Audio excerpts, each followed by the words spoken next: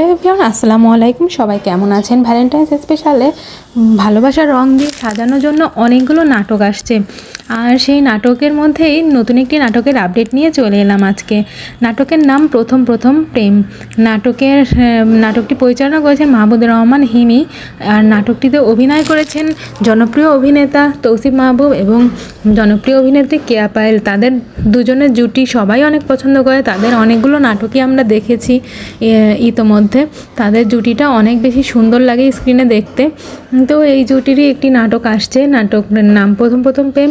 আর নাটকটি দেখতে পাবেন আপনারা 360 ড্রামা ইউটিউব চ্যানেলটিতে এবং এটিএন বাংলার টিভি চ্যানেলটিতে। নাটকটি ভালোবাসা দিবস উপলক্ষে আসছেন। ভালোবাসা দিবসে নাটকটি রিলিজ দেওয়া হবে।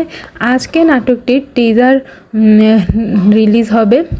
টিজার দেখলে বোঝা যাবে, কিছুটা হলেও বোঝা যাবে নাটকটি কেমন হবে।